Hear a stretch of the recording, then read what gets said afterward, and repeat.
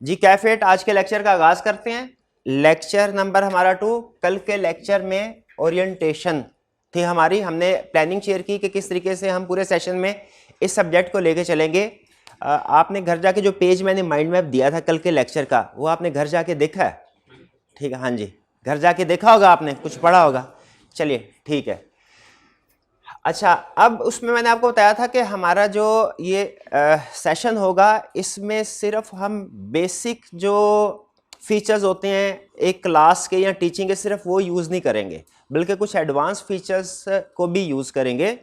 यानी सिर्फ हमारे वीडियो लेक्चर्स नहीं होंगे, सिर्फ नोट्स वगैरह नहीं होंगे, बल्कि हम कुछ एडिशनल प्रीमियम रिसोर्सेज भी आपके साथ शेयर करेंगे।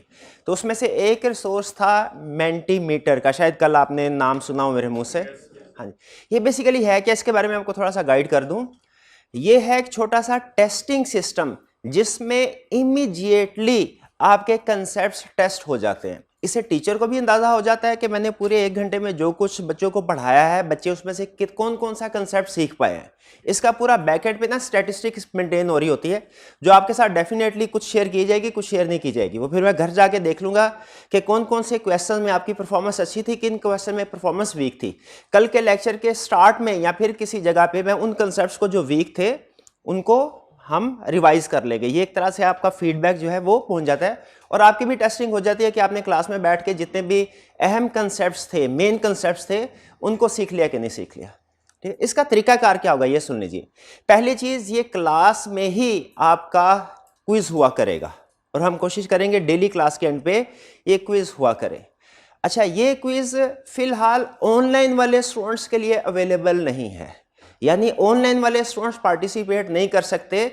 ये क्विज सिर्फ लाइव सेशन में ही कंडक्ट किया जा सकता है। यानी अभी अगर कंडक्ट हो रहा है, अगर आप इसी सिस्टम को 2 या 3 दिन के बाद यूज करने की कोशिश करेंगे तो ये अवेलेबल नहीं होगा। लेकिन ऑनलाइन वालों के लिए बाद में मैं इसको अवेलेबल करवा दूंगा।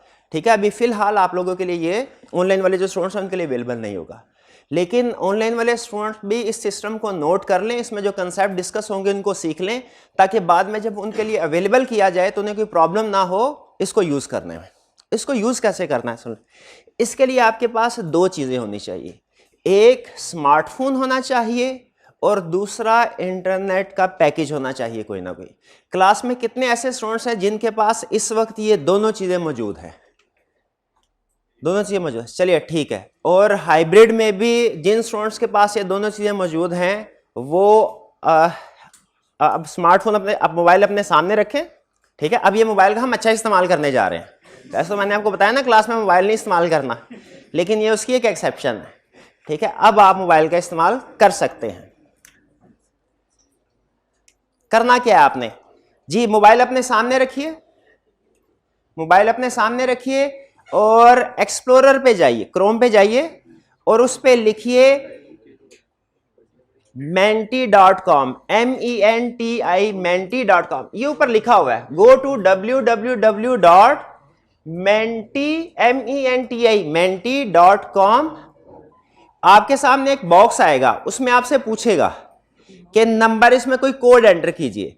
आपने उसमें जो कोड एंटर करना है वो ये लिखा हुआ है 36178959। ये कोड एंटर कीजिए।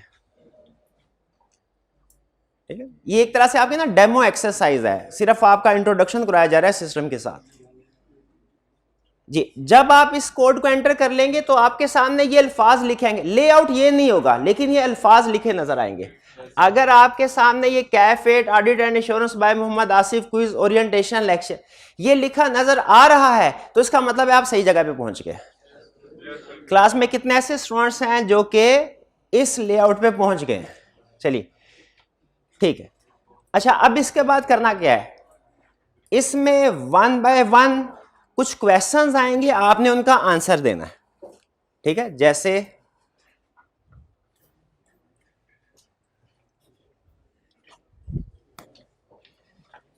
कुछ रूल्स आपके साथ इसके शेयर कर देता हूं। ये स्टेप आपने कर लिया हुआ है। ठीक है, menti.com पे आप आ गए और आपने कोड को भी एंटर कर लिया है। इसके बाद नेक्स्ट, इसमें कुछ क्वेश्चंस होंगे, क्वेश्चंस कमोबेश 10 हुआ करेंगे, यानी कभी 8 हो सकता है, कभी 8 हो, कभी हो सकता है 12 और तकरीबन 10 क्वेश्चंस हुआ करेंगे। आपने क्वेश्चंस का आंसर करना है। इसमें मार्क्स होंगे दो चीजों के, यानी आपके जो मार्क्स कैलकुलेट किए जाएंगे वो दो चीजों के होंगे। एक ये कि आपका आंसर करेक्ट था कि नहीं, और दूसरा आपका आंसर क्विक था कि नहीं। यानी अगर क्लास के आंसर्स करेक्ट हुए तो स्टिल सिस्टम रैंकिंग करेगा नंबर 1, नंबर 2, नंबर 3 की। किस बेस पे रैंकिंग करेगा? इस बेस के किसने जल्दी आंसर दिया। फिर नेक्स्ट, जो जितना जल्दी आंसर देगा, टाइम होगा 30 सेकंड्स होंगे तकरीबन हर क्वेश्चन, आपने 30 सेकंड करना होगा। जो 5 सेकंड में आंसर कर देगा उसके मार्क्स ज्यादा होंगे, जो 20 सेकंड में आंसर करेगा उसके मार्क्स कम होंगे। फिर आपके सामने क्वेश्चन आएगा, 5 सेकंड आपको क्वेश्चन को रीड करने के लिए भी मिलेंगे। फिर आपके सामने ऑप्शंस आएंगी, 2, 3, 4, 5 जितनी भी ऑप्शंस हमने क्वेश्चन में बिल्ड किए हैं, ऑप्शंस आएंगी। आपने पढ़ के करेक्ट ऑप्शन को क्लिक करना होगा, टिक करना होगा, और फिर उसके बाद नेक्स्ट क्वेश्चन, फिर उसके बाद नेक्स्ट क्वेश्चन। जब क्विज एंड होगा तो सिस्टम ऑटोमेटिकली जो टॉप 10 स्टूडेंट्स हैं उनको हमारे सामने डिस्प्ले कर देगा। ठीक है। अच्छा, आपने इसमें दरमियान में एक जगह पे ना, क्विज के स्टार्ट में आपसे अपना नाम पूछेगा, आपका नाम पूछेगा, जो भी आपने सिस्टम में पार्टिसिपेशन के लिए एंटर करना है। आपने उसमें अपना आईडी एंटर कीजिए, कोशिश कीजिए कि अपना जो आईडी है, जो भी आपको आपका CRN नंबर वगैरह, जी बिल्कुल, उसको एंटर कीजिए। जी, सिस्टम समझ गए आप? अच्छा, इसमें एक प्रॉब्लम हो सकती है, क्योंकि टेक्नोलॉजी को हम यूज कर रहे हैं और आपको पता है ये डिपेंडेंट है इंटरनेट के ऊपर, तो सम टाइम इंटरनेट की स्पीड कम ज्यादा होने की वजह से हो सकता है आपका रिस्पॉन्स डिले हो। तो यहां हो सकता है कोई आप थोड़ा आंसर का आप क्लिक तो करें, लेकिन 30 सेकंड गुजर जाएं, टाइमली बेसिस के ऊपर वो आप उसको अपना आंसर जो है सबमिट ना करवा सके। अगर ऐसा होता है, आपका कोई क्वेश्चन गलत हो जाता है, सबमिट नहीं होता, आपने परेशान नहीं होना, क्योंकि असल मकसद इस क्विज का है लर्निंग और करना कि आपने चीजें सीख ली है कि नहीं सीख ली। ठीक है, तो एक दो क्वेश्चन अगर स्किप हो जाए तो उसमें कोई प्रॉब्लम नहीं है। स्टार्ट करें जी। चलिए, एहतियातन मैं अपने वाला नेट कनेक्ट कर लेता हूं।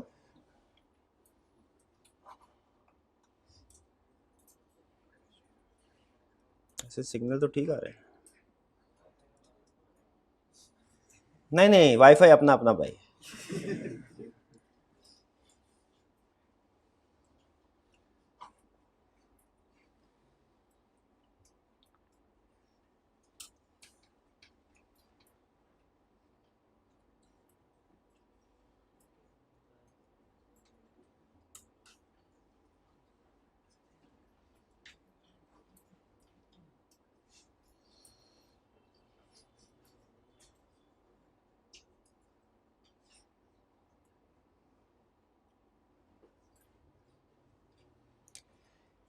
जी, तो सिस्टम के मुताबिक इस वक्त हमारे पास 96 पार्टिसिपेंट्स हैं। भाई हाइब्रिड में देखिएगा, हाइब्रिड के स्टूडेंट्स को समझ आ गया सिस्टम, और क्या वो भी पार्टिसिपेट कर रहे हैं? जरा पूछ लीजिएगा। स्टार्ट करें जी, तैयार है? चलिए, पहला क्वेश्चन, ये सिर्फ डेमो है, ठीक है, इसमें प्राइज नहीं मिलेगा आपको। जी, क्वालिफिकेशन क्या आपके टीचर की? कल हमने डिस्कस किया था ना ओरिएंटेशन में इस बात को। जी, कैफ क्वालिफाइड है, चार्टर्ड अकाउंटेंट है, या CA फाइनलिस्ट है जी, या मैट्रिक पास? वैसे मैट्रिक पास मैं हूं जी। अच्छा, आपने अपनी ऑप्शन सबमिट करवा दी है ना, उसने बता दिया कि ऑप्शन सबमिट करवा दी। अब जब टाइम अप होगा ना, इसके बाद आपके सामने आपका रिजल्ट,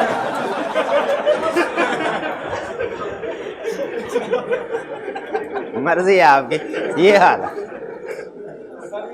अच्छा देखिएगा, रिजल्ट आएगा दो तरह से।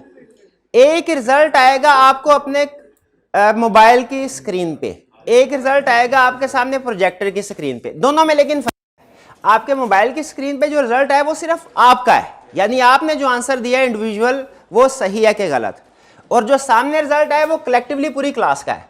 तो इसलिए आप बेफिक्र होके, कॉन्फिडेंट होके, पूरे एतमाद के साथ जितनी मर्जी गलतियां कर ले, कोई क्लास में दूसरे, इवन मैं भी नहीं जान सकता कि कौन से ऐसे स्टूडेंट्स हैं जिन्होंने मुझे ये कैफ क्वालिफाइड किया। मैं भी नहीं जान सकता, ठीक है।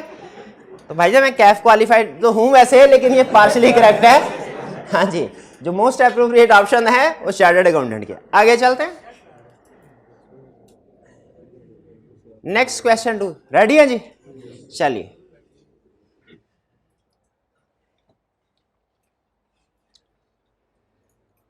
Audit, what is the difference between audit and accounting? क्या फर्क है?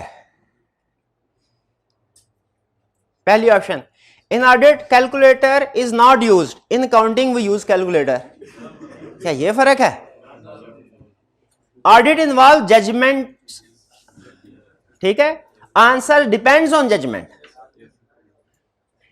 ठीक है। फिर there are standards for accounting but not for auditing. जी नहीं, याद रखिए, अकाउंटिंग के भी स्टैंडर्ड्स हैं, ऑडिटिंग के भी स्टैंडर्ड्स हैं। कैलकुलेटर काउंटिंग के पेपर में भी आपने लेके जाना है, ऑडिट के पेपर में भी लेके जाना है। ऑडिट के पेपर में भी कैलकुलेशन यूज होती हैं, किस पर्पस के लिए होंगी वो बाद में बताऊंगा, लेकिन याद रखिए ऑडिटर भी कैलकुलेटर को यूज करते हैं। हाँ, जो ज्यादा बड़ा फर्क है अकाउंटिंग और ऑडिट में वो ये कि अकाउंटिंग में नॉर्मली ज्यादा सिग्निफिकेंट जजमेंट्स नहीं होती, जबकि ऑडिट में सिग्निफिकेंट जजमेंट्स होती हैं। अच्छा, इससे एक कंसेप्ट निकाल के आपको बताऊं। कंसेप्ट ये है कि अकाउंटिंग में आप जो अटेम्प्ट करते हैं ना आंसर, वो यहां तो सही होता है, यहां गलत। अगर आंसर 7000 आया तो सबका ठीक, अगर 7000 नहीं आया तो गलत, ऐसा ही होता है ना। ऑडिट में ऐसे नहीं होता। ऑडिट में एक ही सिचुएशन के different solution, different answer possible हैं। ये एक अहम डिफरेंस है, ये ध्यान में रखिएगा। आप अक्सर कहेंगे सर मैंने जो लिखा है वो किताब के साथ मैच नहीं करता, वो आईकैप के सॉल्यूशन के साथ मैच नहीं करता। तो याद रखें, ऑडिट में डिफरेंट, काउंटिंग में आंसर डिफरेंट हो ना, तो इसका मोस्ट प्रोबेबली मतलब यही है आंसर गलत है आपका, अगर डिफरेंट हो जैसे सॉल्यूशन से। लेकिन अगर ऑडिट में आंसर डिफरेंट हो ना, तो इसका लाजमी मतलब हो सकता है गलत भी हो, लेकिन यह भी हो सकता है जजमेंटल डिफरेंस हो और वो डिफरेंट जो है वो भी ठीक हो, वो भी ये ध्यान में रखिएगा।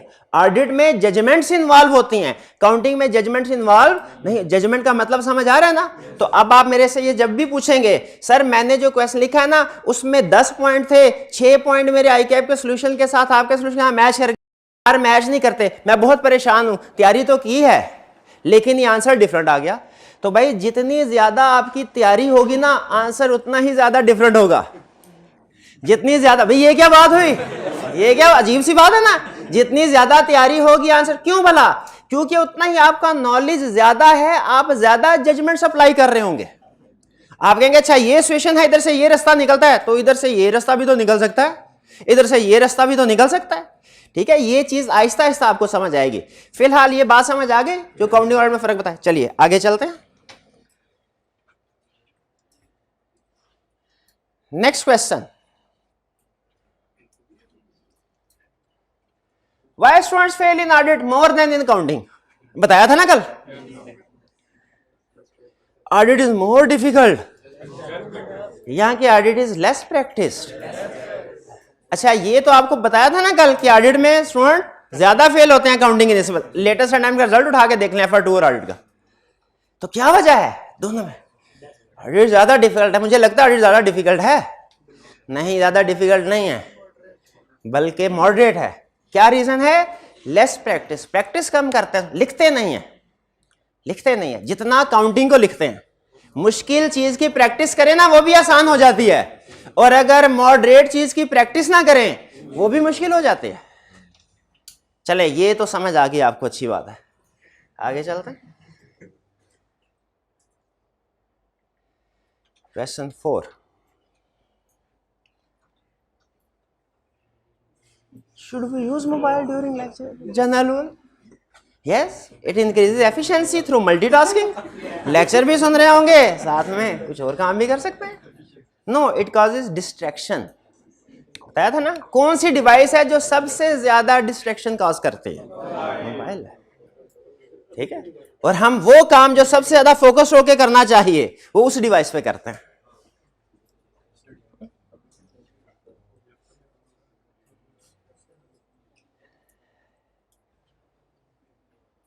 चले कम से कम अमल, हाँ ठीक है, अमल करें ना करें, कम से कम मानते तो है ना आप ये चीज। चलो ठीक।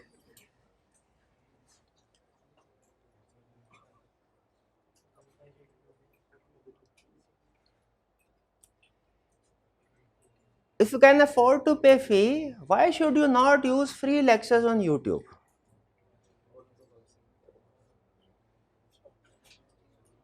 ये भी कोई डिस्कस हुई, इसके ऊपर डिस्कशन हुई क्या?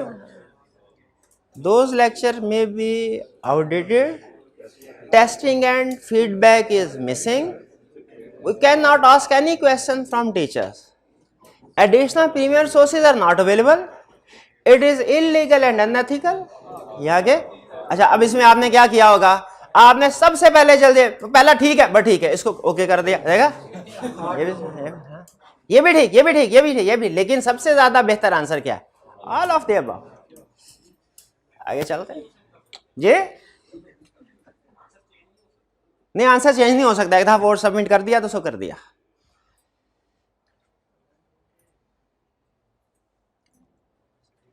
How much study time is sufficient to pass the audit exam? 1 hour daily, 2 hour daily study is not required. मेरा तो यही हाल है, हफ्ते के बाद कर लेंगे, हफ्ते के बाद कर लेंगे, सारा हफ्ते का करते हैं ना ऐसे। नहीं आप ये नहीं कर, बस सर जल्दी से जल्दी सिलेबस कंप्लीट करें, आखिरी महीने में सारा हम रिवाइज कर लेंगे, अभी रिवीजन नहीं करनी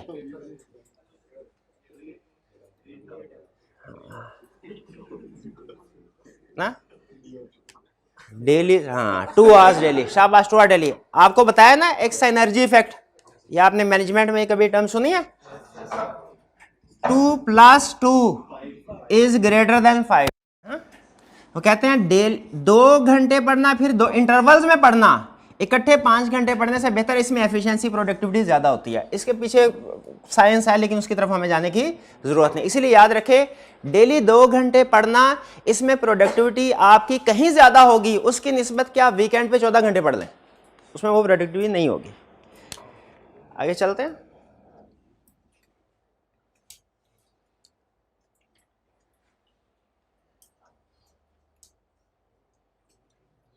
Should we practice audit questions in writing? No. It is not a paper of counting. Counting का पेपर थोड़ी है कि रिटन प्रैक्टिस करेंगे। Yes. The written practice is required to pass. 2 options हैं जी। सेकंड जल्द नहीं भाई, सेकंड 1 सेकंड के बाद ही गुजरता है। 1 सेकंड आधे सेकंड में थोड़ा ही गुजरेगा, मैच कर लीजिएगा जी। प्रैक्टिस रिक्वायर्ड है, रिटन प्रैक्टिस के बगैर पास नहीं हो सकता। सारे का सारा भी याद कर ले ज़मानी, पास नहीं हो सकते। 8th question, which of the following service will not be provided to you? Smooth and timely coverage of, smooth का मतलब समझते हैं ना, बैलेंस, जितना पहले दिन बर्डन उतना आखिरी दिन बर्डन, भागम भाग नहीं। Sufficient practice of past paper in the class, ये नहीं करवाई जाएगी, क्योंकि आपके ख्याल में सफिशिएंट है एक एक क्वेश्चन करवा दें सर, 200 के 200 क्वेश्चन करवा दें। 24/7 support to all of your questions, शायद ये यहाँ के mind maps of all topics, कौन सी सर्विस? 24/7 सपोर्ट नहीं है, ठीक है। बाकी जितनी भी सर्विसेज हैं, ठीक है। स्टूडेंट बाजू का रात को 11 बजे कह रहे सर एक सवाल पूछना है, अब सारे दिन के बाद अभी पढ़ने बैठ, पूछना इतनी लेट अभी पढ़ने बैठा हूँ, तो भाई अभी पढ़ने में तो अभी हाँ ये सोने दो। तो 24/7 सपोर्ट नहीं है। हाँ, ऑनलाइन वाले जो स्टूडेंट्स हैं उनको सपोर्ट अवेलेबल होगी, व्हाट्सएप ग्रुप के थ्रू उनको सपोर्ट अवेलेबल है, ठीक है, लेकिन वो भी 24/7 नहीं है। बस स्टूडेंट अभी मैसेज देते हैं, 5 मिनट बाद कहते हैं जवाब क्यों नहीं दिया, ठीक है। उसके लिए भी कोई स्टैंडर्ड टाइम होगा, यानी सेम डे में किसी भी वक्त रिस्पॉन्स दे दिया जाएगा।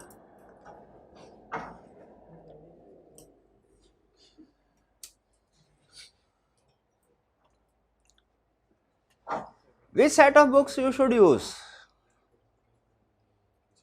ICAP का, इंस्ट्रक्टर का, बोथ, या एनी वन ऑफ बोथ?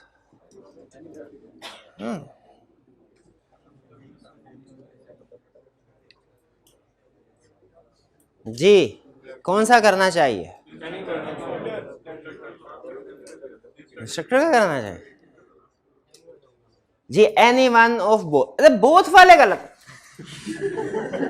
दोनों हरगिज नहीं करने, नहीं कर पाएंगे, आपसे ना हो पाएगा, बहुत टाइम लगेगा, बहुत टाइम। आप एक भी कर लें तो बहुत, एक भी कर लें तो बहुत। और वैसे भी जो मटेरियल इसमें है और जो मटेरियल इसमें है, मटेरियल बेसिकली सेम है, सिलेबस है, तो डुप्लीकेशन हो जाएगी। हाँ, अगर आप जिंदगी में कभी एक दफा पढ़ना चाहें तो पढ़ सकते हैं, जो इंस्ट्रक्टर की बुक यूज कराएं कि आपकी बुक को पढ़ना चाहे तो पढ़ सकते हैं, ठीक है। याद आपने एक ही किताब से करना है, फोकस आपका एक ही सेट के ऊपर होना चाहिए, दोनों के ऊपर नहीं, ठीक है। इतना मुश्किल ना बनाए अपनी जिंदगी को, एक एक काफी है। इंस्ट्रक्टर वाली कर ले, आई कैप वाली ऑटोमेटिकली कवर हो जाएगी, आई कैप वाली कर ले, इंस्ट्रक्टर वाली ऑटोमेटिकली कवर हो जाएगी। कंसेप्ट तो वही है ना, बस अंदाजे बयान मुख्तलिफ है।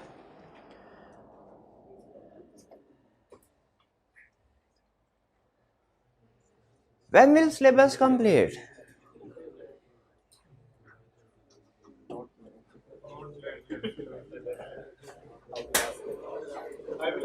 हाँ हाँ, आप पूछते होते हैं, पूछते हैं 2 महीने गुजरने के बाद हर हफ्ते पूछते हैं, सर 2 सवाल, सर लेक्चर कितने होंगे टोटल, सिलेबस कब खत्म होगा, लेक्चर कितने टोटल होंगे, सिलेबस कब खत्म होगा। तो बताइए, 30 अगस्त को पेपर से पहले 30 जुलाई होना भी 30 जुलाई को चाहिए ना, ठीक है। हाँ, इससे लेट होगा अगर तो आपके पास रिवीजन के लिए टाइम कम होगा, और अगर इससे जल्दी खत्म होगा तो रिस्क है क्या कि मैंने भागम भाग कर दिया, मैंने कुछ पास्ट पेपर्स की आपको प्रैक्टिस नहीं करवाई, कुछ कंसेप्ट्स हो सकता है कि जल्दी जल्दी करवा दी, रिस्क। अच्छा, मैं कह रहा हूं रिस्क है, ये नहीं कह रहा कि एक्चुअली ऐसे होगा, रिस्क है, चांस है, ठीक है। चलिए, बिल्कुल 30 जुलाई हमने कमिट किया, इंशाल्लाह इसके 1-2 दिन ऊपर नीचे हो सकते हैं आपको, लेकिन पता है, लेकिन इंशाल्लाह इस डेट पे सिलेबस हमारा कंप्लीट होगा। 10 क्वेश्चन हमारे हो गए। अब आपके सामने आएगा रिजल्ट, तो आपने बताना है कि कौन से स्टूडेंट जो हैं वो पोजीशन 751, कौन है 751, आपके मोबाइल पे भी आ रहा है, हाइब्रिड में देखे 751 हाइब्रिड में बैठा होगा, कोई है क्लास में 751? आप है? शाबाश, दिखाए मोबाइल पे, एविडेंस दिखाए, एविडेंस दिखाए। हम किसी की एज ऑडिटर, एज प्रोफेशन, हम किसी की भी बात पे यकीन नहीं करते जब तक कि हमें सबूत ना दिखाए। सबूत दिखाएं भाई। 751, शाबाश, बिल्कुल ठीक है, फर्स्ट पोजीशन। सेकंड पे थे 1268, नहीं सॉरी 120083, 120083 कौन है? 12 कौन था? 12 नहीं, ये है, ये मैं सही बोल रहा हूँ। हाँ, 12, अच्छा हाइब्रिड में है, उनको शाबाश दे दिया, शाबाश शाबाश। और 126608 थर्ड पे, शाबाश। ये इसी तरह आपके मोबाइल पे भी उसने आपको आपका नंबर बताया होगा, ठीक है। आपकी भाई कौन सी पोजीशन है? आपकी कौन सी पोजीशन है? 88, 88 पोजीशन, शाबाश, अच्छी बात है। सुपर 90 में आपका नाम शामिल है। चलिए चलिए, ये जो था हमारा तरीकाकार, अब इसको हम करते हैं क्लोज। हो सकता है थोड़ी देर के बाद हम फिर इसकी तरफ वापस आए। अब चलते हैं हम लेक्चर की तरफ। टाइम बताइएगा मेरे भाई। 9:45, यानी 45 मिनट है हमारे पास। नहीं, हमारे लेक्चर शुरू हुआ था 9:45 पे, तो अभी कितना टाइम है? 45 मिनट है हमारे पास। ठीक है 45 मिनट बहुत है, ठीक है जी। आगे चलें। आपने कोई क्वेश्चन अगर पूछना हो तो पूछ लीजिए। कोई क्वेश्चन नहीं पूछना आपने, पूछेंगे नहीं तो सीखेंगे कैसे? चलें कोई बात नहीं, अभी तो हमने कोई कंसेप्ट डिस्कस किया जी। डेली क्वेश्चन इसी तरह के होंगे, यही नहीं होंगे, नहीं क्लास के एंड पे होंगे। ये मेरा प्लान है, मैं क्लास के एंड पे इंशाल्लाह। ये तो सिर्फ आपको डेमो देना था, इसलिए हमने स्टार्ट में करवा दिया, वरना ये क्लास के एंड पे हुआ करें, क्योंकि जो मैंने आपको पढ़ाया है वही चेक करूंगा ना। तो पढ़ाया भी है नहीं, चेक पहले थोड़ी कर सकता हूं, ठीक है। वो तो क्लास के एंड में चेक करूंगा। और आज अगर हम टाइम पे ये कंप्लीट हो जाते हैं कंसेप्ट हमारे, तो फिर इसके बाद आज के लेक्चर का भी वो क्विज तैयार है, वो फिर हम एंड पे कंडक्ट करवाएंगे। स्टार्ट करते हैं हम।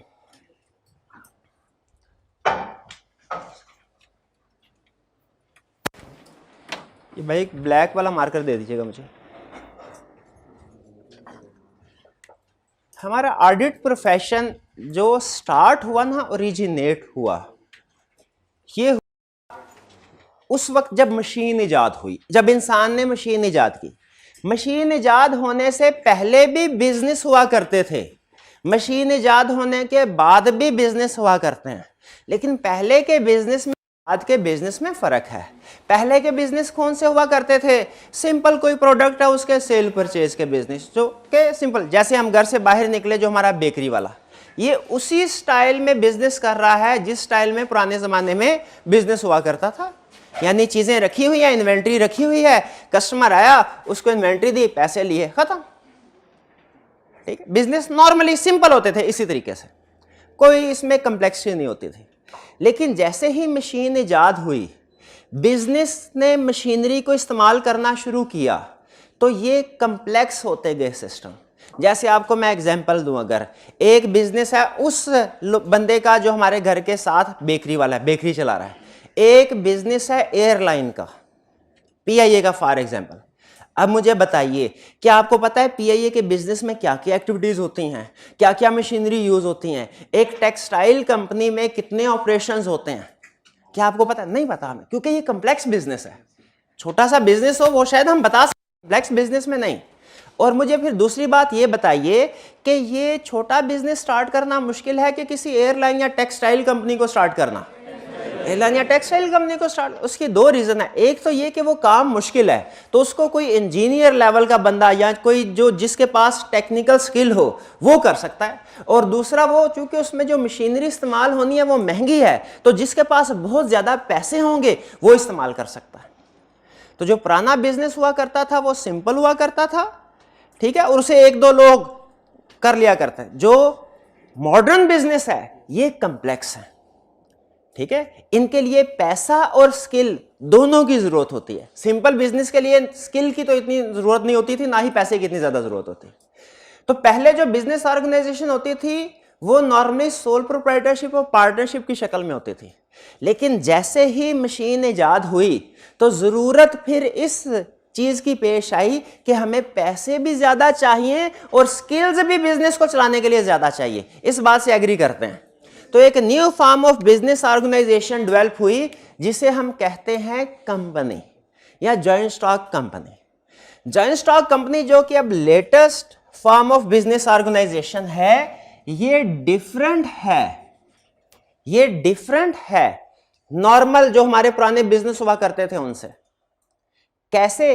इसमें जो नॉर्मली जो पहले बिजनेस हुआ करते थे ना, उनमें जो बिजनेस का ओनर और बिजनेस का मैनेजर था वो सेम हुआ करते थे।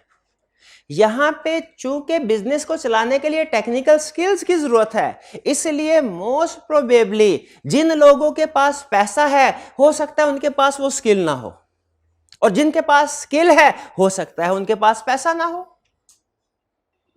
ठीक है, तो company form of business organisation में एक तो आपको बहुत ज्यादा पैसों की जरूरत है, एक चीज ये ध्यान में रखिए, और दूसरी प्रॉब्लम क्या है, आपको टेक्निकल स्किल्स की जरूरत है नॉर्मली। अच्छा, बहुत ज्यादा पैसों की जरूरत, तो उसके लिए उन्होंने क्या कहा? उन्होंने कहा सोल प्रोप्राइटर में एक ओनर होता है, पार्टनरशिप में मैक्सिमम 20 होते हैं, कंपनी में हम ऑप्शन अनलिमिटेड कर देते हैं, जितनी जरूरत हो उतने मेंबर उतने पैसे इकट्ठे कर सकते हैं आप शेयर होल्डर से। तो पार्टनर जो ओनर्स की तादाद है वो ज्यादा हुई क्योंकि पैसे ज्यादा चाहिए। तो ओनर सारे मिले बहुत से 50, उन्होंने कहा जी एयरलाइन बनानी है, एयरलाइन बनानी है, अच्छा चलिए ठीक है, उसके लिए पैसे इकट्ठे करो, कितने चाहिए? उसके लिए 200 करोड़ चाहिए। चले 50 लोग मिल गए। ये सारे लोग जो मिले, इन्हें जो ओनर्स हैं इन्हें हम कॉर्पोरेट लैंग्वेज में शेयर होल्डर भी कहते हैं, या भी फिलहाल मैं इन्हें सिर्फ ओनर का नाम दे देता हूं, ओनर्स। अब इन ओनर ने पैसा इकट्ठा कर दिया, एक मसला हल हो गया पैसे वाला, दूसरा मसला अभी भी वही पे है, वो क्या है? स्किल्स। जहाज उड़ाना नहीं आता, पैसे इकट्ठे कर दिए, जहाज उड़ाना, उसके लिए तो कोई पायलट चाहिए। क्या कहे, इन्होंने अखबार में इश्तिहार दे के कुछ लोगों को हायर कर लिया जिनका काम ये था कि एयरलाइन को चलाना है। ठीक है, जहाज कहाँ से उड़ेगा, कहाँ पे फ्लाइट करेगा, किधर से घूम फिर के कैसे लैंड करेगा, सारी चीजें। तो टेक्निकल लोगों को हायर कर लिया जो कि इस एयरलाइन का बिजनेस इसको रन करना जानते थे। ये लोग जो थे ये कहलाते हैं मैनेजर्स। मैनेजर्स जब ओनर्स ने मैनेजर, अब देखें पैसा किसका लगा हुआ है, तो बिजनेस के मालिक कौन है, और बिजनेस चलाने के लिए किसको हायर किया, मैनेजर्स को। इन मैनेजर्स ने कहा सर आप हमें अपॉइंट कर रहे हैं, हमें मिलेगा क्या, उन्होंने कहा आपको दो चीजें मिलेगी। शेयर होल्डर्स ने कहा मैनेजर्स को आपको दो चीजें मिलेगी। पहली चीज आपको सैलरी मिलेगी, सैलरी मिलेगी। दूसरी चीज आपको बोनस मिला करेगा, यानी जितना प्रॉफिट होगा उसका 10% आपको बोनस मिला करेगा एडिशनल। काउंटिंग में पढ़ा हुआ ना आपने adjustment, managers entitled to 10% bonus, 10% of profit, adjustment counting में हुआ करती थी, ये बोनस मिला करेगा। सैलरी किस लिए दी, क्योंकि हर एम्प्लॉय को सैलरी दी जाती है। बोनस किस लिए दिया, ताकि ये दिन रात एक करके मेहनत करें, कंपनी प्रॉफिट में जाए, 10% इनको मिलेगा तो 90% इनको भी तो मिलेगा। ये ज़हन में रखिएगा। ये बोनस वाली बात समझ आई, बोनस इनको क्यों दिया। अब इसके बाद मुझे बताइए, ओनर्स ने मैनेजर को अपॉइंट कर दिया और ये चले गए घर, ओनर चले गए घर। बिजनेस में अब कौन मौजूद है, बिजनेस कौन चला रहा है, day to day matters decisions कौन कर रहा है, कैश डेली बेस पे कलेक्ट हो रहा है, उसको बैंक में कौन जमा करवा रहा है, एसेट सारे किसके कब्जे में है, ठीक है, सारे एसेट, सारे जहाज, bank account, cash, inventory, managers, ठीक। ओनर्स ने कहा हम 1 साल के बाद आएंगे और आपसे पूरा हिसाब किताब लेंगे, आपसे पूरा, जैसे हम दुनिया में जो कुछ करते हैं हमने हिसाब किताब देना है ना, लिखा जा रहा है, हिसाब किताब देना है ना, उसी तरह ओनर्स ने कहा हम जा तो रहे हैं लेकिन हमेशा के लिए नहीं, साल के बाद आएंगे, तुमसे हिसाब किताब लेंगे, क्या सारा साल तुमने क्या किया, अच्छा काम किया तो शाबाश मिलेगी, अच्छा काम नहीं किया तो खिंचाई होगी। क्लियर होगी यहां तक बात, इन दोनों में फर्क समझ आ गया। अच्छा, सम टाइम ऐसा होता है कि कुछ ओनर ही मैनेजर भी बन जाते हैं अगर उनमें टेक्निकल स्किल हो। अगर कोई पर्सन एमबीबीएस क्वालिफाइड है और उसके वाले साहब बिलियनियर हैं, तो हो सकता है वो खुद ही अस्पताल बनाए और खुद ही उसमें डॉक्टर के तौर पे बैठ भी जाए। लेकिन अगर आपके पास पैसे हैं, एमबीबीएस की डिग्री नहीं है, अस्पताल तो बना लेंगे, डॉक्टर को एंगेज करना पड़ेगा। और अगर आप एमबीबीएस है, पैसे नहीं है, तो फिर आपको कहीं पे नौकरी करना पड़ेगी। सम टाइम ऐसा होता है, पैसे भी होते हैं, स्किल भी होती है, तो कभी कभार ऐसे भी होगा जो ओनर है वो ही मैनेजर भी है। अभी फिलहाल हम उसको साइड पे कर रहे हैं दोनों को। सब्जेक्ट की ओरिजिनेशन बता रहा हूं आपको, सब्जेक्ट ओरिजिनेट कैसे हुआ, ठीक है। टाइम मेरे भाई घड़ी का,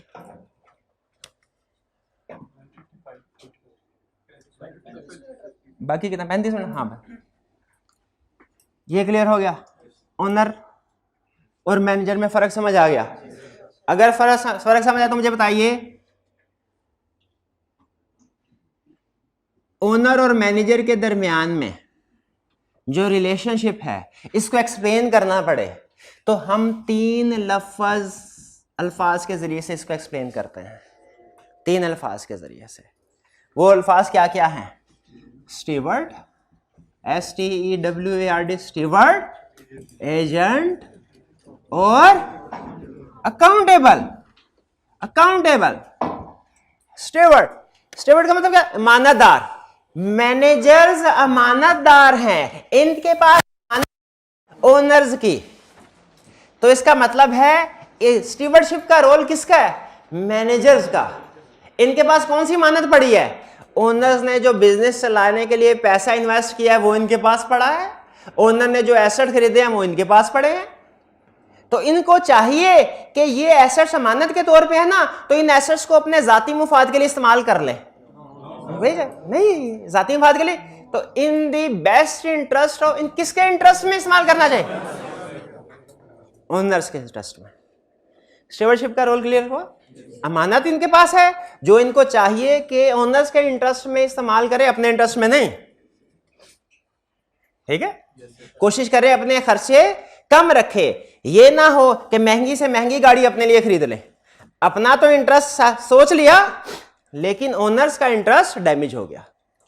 दूसरा पॉइंट, एजेंट, प्रिंसिपल और एजेंट है, कभी सुना आपने? एजेंट का मतलब कौन होता है? जो हमारी इंस्ट्रक्शंस पे काम करता है। इस रिलेशनशिप में ओनर और मैनेजर, कौन एजेंट है? मैनेजर।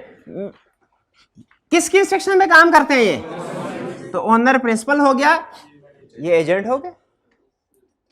इनका काम है ओनर्स की इंस्ट्रक्शन के मुताबिक काम करें। अगर उनकी इंस्ट्रक्शन, इन्होंने कहा, ओनर ने कहा एयरलाइन का बिजनेस तो एयरलाइन का बिजनेस, ये ना हो कहीं जहाज उड़ाना तो बड़ा मुश्किल है, ऐसा करते हैं क्रिप्टो करेंसी बाय कर लेते हैं, प्राइस ऊपर जाएगी, प्रॉफिट दे देंगे इनको, तो प्रॉफिट से कर जाए, पता चले वो डाउन चली गई। तो इन्हें इंस्ट्रक्शंस के, ओनर्स के इंस्ट्रक्शंस के मुताबिक काम करना चाहिए और अकाउंटेबल है। क्या ये जवाबदेह हैं ओनर्स को? सारा साल जो कुछ किया उसके लिए जवाबदेह हैं ओनर्स को? जवाब देंगे। कैसे देंगे? ज़बानी कलामी के लिखत पढ़त में, लिखत पढ़त में जवाब देंगे। और जवाब देने के लिए ये एक चीज प्रिपेयर करते हैं, शाबाश, फाइनेंशियल स्टेटमेंट्स। मैनेजर सारा साल क्या करते रहे ये ओनर्स को कैसे बताते हैं? फाइनेंशियल स्टेटमेंट के जरिए ओनर्स को पता चल जाता है फाइनेंशियल स्टेटमेंट में प्रॉफिट है तो अच्छा काम किया, अगर लॉस है, गड़बड़ है, चेंज करने की जरूरत है। तो इसका मतलब है, यहां से आगे कंसेप्ट जाएगा। फाइनेंशियल स्टेटमेंट वाली बात समझ आई आपको? आगे चलें। मैनेजर्स को भी पता है कि सारा साल जो मर्जी करते रहें, कौन सा ओनर्स ने आगे देखना है, उन्होंने हमारी फाइनेंशियल स्टेटमेंट से ही अंदाजा लगाना है। तो फाइनेंशियल स्टेटमेंट एक क्रिटिकल डॉक्यूमेंट है, इसकी बेस पे फैसला होगा सारा साल मैनेजमेंट क्या करती रही है। ठीक है? अच्छा, फाइनेंशियल स्टेटमेंट्स कौन बनाएगा? किसके लिए? ओनर्स ने इसको देख के कोई फैसला करना है कि मैनेजमेंट सही काम करती रही है कि नहीं। सही काम करती रही है, प्रॉफिट है तो बोनस मिले। अगर सही काम नहीं करती रही, इनकी खिंचाई की जाए और चेंज करने की जरूरत है तो चेंज कर लिया जाए। ये काम करना है फाइनेंशियल। यहीं पे ट्विस्ट आता है कहानी में, जिसकी वजह से हमारा प्रोफेशन इजाद हुआ। ओनर्स की कोशिश है कि इन्हें मैनेजमेंट की परफॉर्मेंस का, जो मैनेजमेंट सारा साल करती रही है, उसका ट्रू एंड फेयर व्यू मिले। क्या मिले? ट्रू एंड फेयर व्यू मिले। क्या मिले? ट्रू एंड फेयर व्यू मिले। ट्रू एंड फेयर व्यू का मतलब क्या है? यानी प्रॉफिट है तो पता चले प्रॉफिट है, लॉस है तो पता चले लॉस है।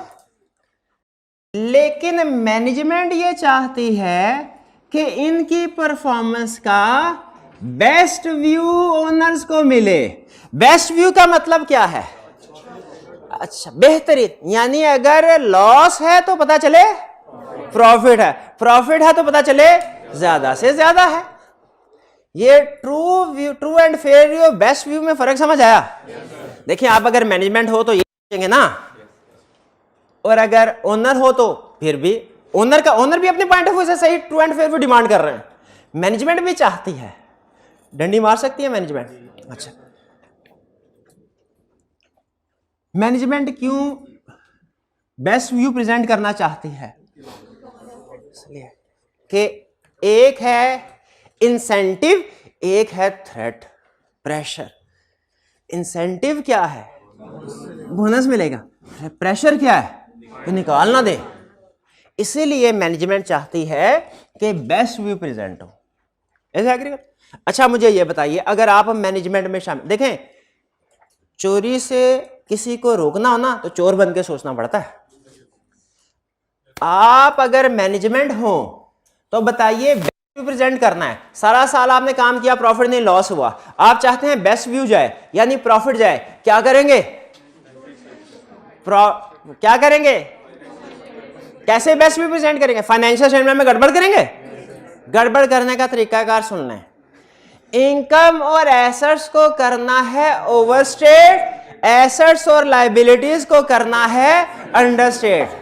फिर सुन ले, बेस्ट व्यू कैसे प्रेजेंट होता है फाइनेंशियल स्टेटमेंट का? इनकम और एसेट्स को करना है ओवरस्टेट और एक्सपेंसेस और लायबिलिटीज को करना है अंडरस्टेट। पहले भी यही बोला था, पहले आगे पे कोई बात नहीं। वो असल में ना वो डेबिट क्रेडिट का रूल मेरे जहन में आ गया। तो बताइए हमने फाइनेंशियल स्टेटमेंट में हेर फेर करना है तो कैसे करना है? जो अच्छी वाली चीजें हैं इनकम और एसेट्स इनको करना है ओवरस्टेट, और जो बुरी वाली चीजें हैं एक्सपेंसेस और लायबिलिटी इनको करना है अंडरस्टेट। कोई एग्जांपल दीजिए कैसे हम ये काम कर सकते हैं? सेल्स को फेक सेल रिकॉर्ड कर लें, कोई जेन्युइन एक्सपेंस है उसको रिकॉर्ड ही ना करें। फेक सेल को रिकॉर्ड कर लिया, जेन्युइन एक्सपेंस को रिकॉर्ड ही नहीं किया। मशीनरी की डेप्रिसिएशन ही रिकॉर्ड नहीं की।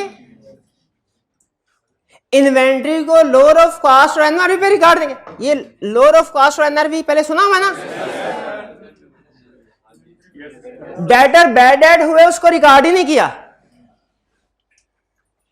ठीक है, ये सारे तरीके और भी बड़े तरीके हैं, आहिस्ता आहिस्ता सीखेंगे। लेकिन मुझे ये बताइए कि आपको समझ लग गई है कि मैनेजमेंट किस तरीके से हेर फेर कर सकते हैं। अब ओनर्स तो चूंकि इनके पास टेक्निकल स्किल नहीं होते, ये खुद से फाइनेंशियल स्टेटमेंट में इस तरह के गड़बड़ जो हो उनको आइडेंटिफाई नहीं कर पाते। इसीलिए ओनर्स क्या करते हैं, उन्होंने एक प्रोफेशनल को एंगेज किया। ये प्रोफेशनल कौन है? ये ऑडिटर। ठीक है, ऑडिटर। अब उन्होंने क्या, उन्होंने कहा खबरदार मैनेजमेंट तुम हमें डायरेक्ट फाइनेंशियल स्टेटमेंट्स ना भिजवाना, पता नहीं तुमने क्या गड़बड़ की होगी इसमें। तुम ऐसे करना कि पहले फाइनेंशियल स्टेटमेंट्स ऑडिटर को दो एक कॉपी, फिर उसके बाद अपने पास रखो। ऑडिटर इस फाइनेंशियल स्टेटमेंट को चेक करे और फिर एक रिपोर्ट बनाए ऑडिटर। उस रिपोर्ट में लिखे क्या, फाइनेंशियल स्टेटमेंट्स ठीक हैं कि गड़बड़ है, फाइनेंशियल में ठीक है कि, और फिर ये रिपोर्ट जाए ओनर्स के पास। इस रिपोर्ट को कहते हैं ऑडिट रिपोर्ट। इस रिपोर्ट को क्या कहते हैं? Audit report. अब मुझे सोच के बताइए, situation number 1, option 1, financial statements बगैर ऑडिट रिपोर्ट के ओनर्स के पास जाएं, क्या ये ज्यादा बेहतर है? या option number 2, financial statements audit report के साथ ओनर्स तक जाएं? साथ होना, क्योंकि जब ऑडिट रिपोर्ट के साथ फाइनेंशियल स्टेटमेंट जाएंगे ना, ओनर्स की रिलायंस बढ़ जाएगी, वो ज्यादा कॉन्फिडेंट होंगे इन फाइनेंशियल स्टेटमेंट के बारे में। ठीक है, इसीलिए अब फाइनेंशियल स्टेटमेंट्स को पहले एक बंदा चेक करता है जिसको कहते हैं ऑडिटर, और फिर वो अपनी रिपोर्ट देता है ओनर्स को। रिपोर्ट जब आती है ना फाइनेंशियल स्टेटमेंट के साथ, तो उनकी रिलायंस बढ़ जाती है, उनका trust financial statement, share holders का फाइनेंशियल स्टेटमेंट पे ट्रस्ट क्या होता है? बढ़ जाता है। भाई यहां तक क्लियर है? अच्छा मुझे एक चीज बताइए, ऑडिट रिपोर्ट कौन दे रहा है? किसको दे रहा है? ओनर्स को। क्या ऑडिट रिपोर्ट में हमेशा ये लिखा होगा कि फाइनेंशियल स्टेटमेंट ठीक है, या ये भी हो सकता है कि कभी लिखा हो कि फाइनेंशियल स्टेटमेंट में गड़बड़ है? तो इसका मतलब है जो ऑडिट रिपोर्ट है वो दो तरह की होगी, एक होगी अनमॉडिफाइड और एक होगी मॉडिफाइड। अनमॉडिफाइड रिपोर्ट का मतलब क्या है? जब फाइनेंशियल स्टेटमेंट में सब कुछ ठीक होगा तो ऑडिटर क्या कहेगा? कौन सी रिपोर्ट देगा? अनमॉडिफाइड। और जब फाइनेंशियल स्टेटमेंट में कुछ गड़बड़ होगी, मॉडिफाइड रिपोर्ट। तो बताइए शेयर होल्डर एक रिपोर्ट में हैप्पी होंगे, एक रिपोर्ट में सैड होंगे, कौन सी रिपोर्ट पहुंचेगी तो शेयर होल्डर हैप्पी होंगे? अनमॉडिफाइड। और कौन सी रिपोर्ट पहुंचेगी तो वो सैड होंगे? मॉडिफाइड। ये समझ आ गई बात? ठीक। अच्छा यहां तक कोई क्वेश्चन है तो पूछ लें जी। मेरा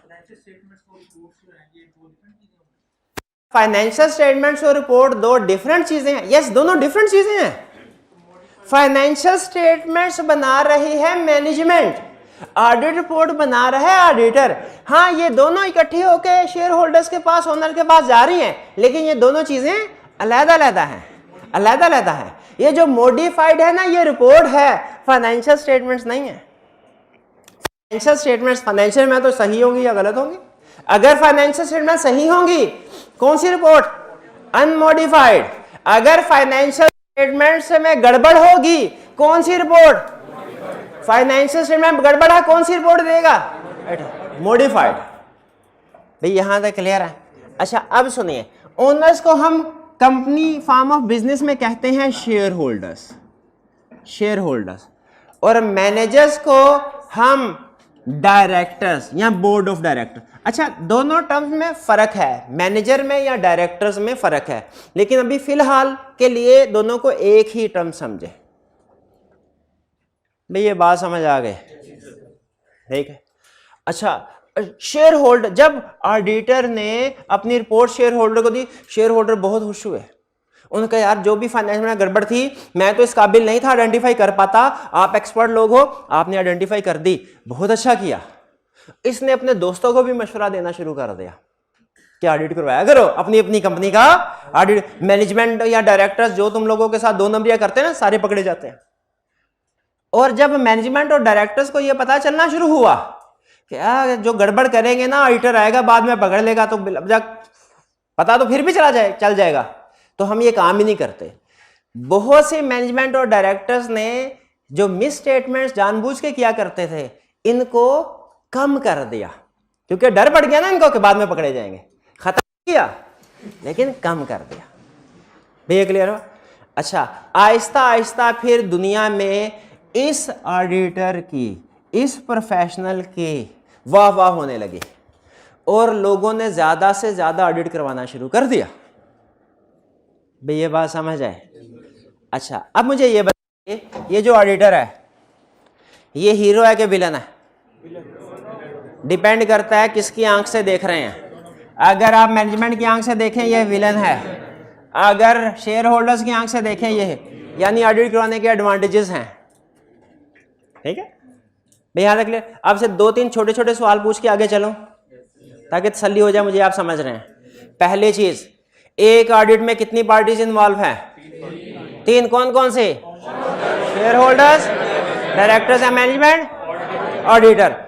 दूसरा क्वेश्चन, डायरेक्टर्स को या मैनेजमेंट को कौन अपॉइंट करता है? शेयर होल्डर्स या ओनर्स। और ऑडिटर को कौन अपॉइंट करता है? ओनर। इसको भी ओनर अपॉइंट करते हैं, इसको भी ओनर अपॉइंट करते हैं। डायरेक्टर की जिम्मेदारी क्या है मैनेजमेंट की? फाइनेंशियल स्टेटमेंट प्रिपेयर करना। ऑडिटर की जिम्मेदारी क्या है? चेक करके रिपोर्ट देना। अच्छा सिर्फ रिपोर्ट देना नहीं, चेक कर। कुछ ऑडिटर ऐसे होते हैं रियल लाइफ में बैठे बैठे रिपोर्ट दे देते हैं, कोई काम भी नहीं करते, वो गलत करते हैं। पहले चेक करेगा फाइनेंशियल स्टेटमेंट को फिर रिपोर्ट देगा ना। एविडेंस के बगैर तो रिपोर्ट नहीं देनी चाहिए ना। ठीक है, चेक करेगा फिर रिपोर्ट देगा। अच्छा मुझे ये बताइए, ऑडिटर का मैनेजमेंट के साथ रिश्तेदार होना जरूरी है? क्यों? इंडिपेंडेंट होना जरूरी, फिर ही तो सही चेकिंग कर सकेगा। अगर ऑडिटर और मैनेजमेंट आपस में रिश्तेदार हुए, मिले हुए, तो रिस्क है क्या कि दोनों मिलके शेयर होल्डर को धोखा दे सकते हैं। ये पॉइंट समझ आया? इसीलिए हम कहते हैं auditor should be independent of directors या management. Auditor should be independent of directors या मैनेजमेंट। अच्छा बताइए, ऑडिटर को शेयर होल्डर का रिश्तेदार होना चाहिए कि इससे भी इंडिपेंडेंट होना चाहिए? इससे भी इंडिपेंडेंट होना चाहिए। क्यों? इसलिए कि अगर ऑडिटर शेयर होल्डर का रिश्तेदार होगा तो इनके साथ मिलके कुछ और पार्टीज को धोखा दे सकता है। जैसे ऑडिटर इनके साथ मिलके शेयर होल्डर को धोखा दे सकता है ना, तो शेयर होल्डर के साथ मिलकर कुछ और पार्टीज को भी धोखा दे सकता है। जैसे किसको? जैसे गवर्नमेंट को टैक्स बचाने में, टैक्स छुपाने में। ठीक है, जैसे जब ये शेयर होल्डर अपना बिजनेस बेच रहे होंगे तो हो सकता है इनके साथ मिलके एसेट्स ओवरस्टेटेड हो, ऑडिटर चुप करके साइन कर दे और ज्यादा कीमत पे बिक जाए बिजनेस, और अगला जो खरीदा वो बाद में सर पकड़ के बैठे कि इतने एसेट तो है ही नहीं जितने बैलेंस शीट में शो करवाए हुए थे। तो इसीलिए याद रखें, हमारा रूल ये हमेशा याद रखेगा, हमारे सिलेबस का 20% पोर्शन इस एक स्टेटमेंट के ऊपर डिपेंड कर रहा है। क्या है? Auditor should be independent of management and share holder. Auditor should be independent of management and share holder. कितने मिनट रखे बाकी? नहीं ये रिमेनिंग टाइम कितना रह गया? 18। अच्छा ठीक है भाई, क्लियर हुआ? तो आप एग्री करते हैं इससे कि ऑडिट करवाना बेहतर है ऑडिट ना करवाने से? क्यों? क्योंकि ऑडिट करवाने के कुछ फायदे हैं। अच्छा ऑडिट, एक तो ऑडिटर के प्रोफेशन को इतना ज़्यादा रिकॉग्नाइज किया गया कि अब तकरीबन दुनिया के हर मुल्क में ये लीगल रिक्वायरमेंट है, इंक्लूडिंग पाकिस्तान। पाकिस्तान में भी लीगल रिक्वायरमेंट है क्या, कि जो बड़ी बड़ी कंपनीज हैं वो अपनी फाइनेंशियल स्टेटमेंट अपने शेयर होल्डर को भेजने से पहले उनका ऑडिट करवाएंगी और ऑडिट रिपोर्ट के साथ फाइनेंशियल स्टेटमेंट शेयर होल्डर को भेजी जाएगी। तो अब ये लीगल रिक्वायरमेंट, स्टूडेंट ने कैफ 7 पढ़ा है ना, उन्होंने शायद ये बात पढ़ी होगी कि कंपनीज के लिए, बड़ी कंपनीज के लिए ऑडिट करवाना रिक्वायर्ड है। पाकिस्तान में भी रिक्वायरमेंट, बाकी की दुनिया में भी रिक्वायरमेंट। लेकिन याद रखें, जिन जगहों पे ये रिक्वायरमेंट नहीं है, लीगल रिक्वायरमेंट, क्या वहां पे ऑडिटर होते हैं? वहां पे भी होते हैं। क्यों? क्योंकि ऑडिट के और भी बहुत से फायदे हैं। भाई ऑडिट के क्या फायदे हैं? ऑडिट के क्या फायदे हैं? और भी बहुत से फायदे हैं। क्या फायदे हैं? Most of the misstatements are identified. एक तो ये ना कि लीगल रिक्वायरमेंट पूरी हो जाती है। ऑडिट के और भी फायदे हैं। क्या? मैनेजमेंट की ज्यादातर मिस स्टेटमेंट्स जो फाइनेंशियल स्टेटमेंट्स में होती है वो ऑडिटर आइडेंटिफाई कर लेता है। Most of the misstatements are identified. Most का मतलब क्या होता है? ज्यादातर। आल नहीं लिखा हुआ। क्या लिखा हुआ है? मोस्ट। इसका मतलब क्या हुआ कि कुछ छोटी छोटी मिस स्टेटमेंट ऐसी होती हैं जो क्या हो सकता है ऑडिटर आइडेंटिफाई ना कर सके। आपको एक रियल केस बताता हूं। एक कंपनी का ऑडिट करने के लिए गए, वहां पे बैठे हुए, तो वहां पे एक क्लर्क था, कहने लगा सर ऑडिटर तो सही कहा, आपको मैंने कहा ऑडिटर, क्या ऑडिटर सही करते हैं? मैंने कहा वो कैसे? मैंने कहा सर पिछले साल मैंने एक फ्रॉड किया था, मुझे कोई भी नहीं पकड़ सका। मैंने कहा क्या फ्रॉड किया था? क्या? मैंने पेट्रोल भरवाया 100 रुपए का था, मैंने पर्ची 150 की बनाई, 50 रुपए का फ्रॉड किया, आज तक मुझे कोई नहीं पकड़ सका। उस कंपनी का टोटल रेवेन्यू अरबों में था। अब मुझे बताइए, जो ऑडिटर फाइनेंशियल स्टेटमेंट को चेक करने के लिए है वो 2-2 रुपए, 10-10 रुपए, 50-50 रुपए ये ट्रांजैक्शन भी चेक करे, ठीक है, कि वो अरबों वाली कंपनी है, उसमें करोड़ों और लाखों के ट्रांजैक्शन चेक करें, हजारों में गड़बड़ भी हुई तो कोई बात नहीं, ये अनइम्पोर्टेंट है। भाई है कि नहीं? भी एग्री करते हैं इस बात से? कभी ऐसा हुआ आप किसी स्टोर में गए, 1000 रुपया दिया, उसके बाद कुछ सामान खरीदा, बाकी बचे 868 रुपए, आपने 500 का नोट देखा है कि नहीं? आपने 3 नोट 100 के देखे हैं कि नहीं? फिर आपने 50 का नोट देखा, फिर 10, फिर उसके बाद कुछ सिक्के थे, लेकिन सिक्के गिने बगैर जेब में रख लिए। कभी ऐसे हुआ आपके साथ? ऐसे होता है। क्यों? सिक्कों में भी तो ऊंच नीच हो सकता है, 1-2 रुपए कम हो, लेकिन आपने कभी भी बड़ी बड़ी अमाउंट्स आप काउंट कर लेते हैं, उनको चेक कर लेते हैं, ठीक है कि नहीं?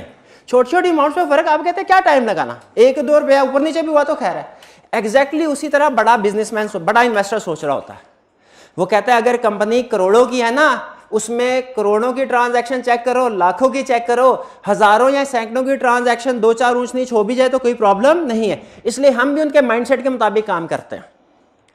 Auditor most of the miss statements को आइडेंटिफाई करता है, ऑल मिस स्टेटमेंट्स को नहीं। ये जहन में रखिए, हमारी जिम्मेदारी नहीं है। अगर कभी कोई आप कलर ऑडिटर सही काम नहीं करते, क्यों? मैंने 250 का जो है फ्रॉड किया, मुझे कोई नहीं पकड़ सका, हम कहेंगे शाबाश भाई, तुम पे भी शाबाश, तुम्हारे फ्रॉड पे भी शाबाश। ये 250 हमारे लिए अहम नहीं है। हमारे लिए अहम क्या है? हजारों लोग हैं। वो किसी बंदे ने कहा, एक डायलॉग मूवी में था, कहता है हीरो का कारोबार करने वाले लकड़ी के डब्बों की परवाह नहीं करते। भाई एग्री करते हैं इस रूल से? जो हीरो का कारोबार करे से लकड़ी के डब्बे परवाह करनी चाहिए? नहीं करनी चाहिए। तो हम भी बड़ी बड़ी ट्रांजैक्शन की परवाह करते हैं, छोटी छोटी ट्रांजैक्शन की परवाह नहीं करते। जेहन में रखें, जो बड़ी बड़ी ट्रांजैक्शन होती है ना इंपोर्टेड, उसे हम कहते हैं मटेरियल, और जो छोटी छोटी होती हैं इमटेरियल।